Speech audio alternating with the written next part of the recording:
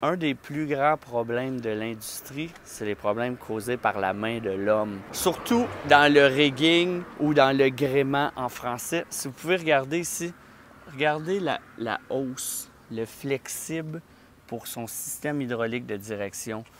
Sur les moteurs hors-bord, il faut anticiper que ça bouge de côté, que ça lève, que ça monte.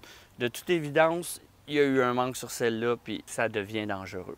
Je vais vous montrer d'autres exemples. Comme ici, sur lui, on peut voir son rigging. Il n'est pas si mal, mais regardez ça, c'est trop serré. Puis même ici, quand ça tourne, là, ça frotte. Puis le câble, c'est comme lui, il va frotter dedans.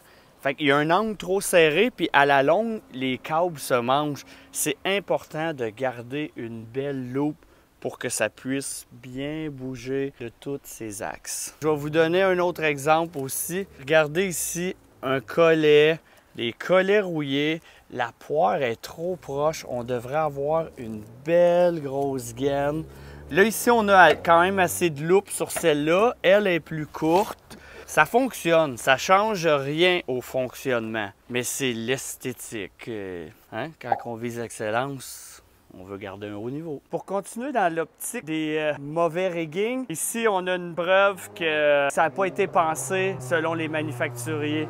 De mettre des passe-fils de même au niveau de la mer, c'est pas bon. Il faudrait que ça soit en haut. Ensuite, si je fais ça comme ça, une poire à gaz, plein de sable, plein de saleté qui traîne dans l'eau de fond de cale. Mais le pire des pires, ici, si vous voyez, tous les trucs électroniques pour les moteurs qui baignent dans l'eau, ça fait pas de sens. Le manufacturier dit de mettre ça dans le dash de ce sens-là, de sorte à ce que l'eau puisse pas rentrer. Puis là, on nous installe ça dans une cale qui peut se submerger. Donc, c'est la preuve parfaite que l'excellence n'est pas respectée sur cette embarcation.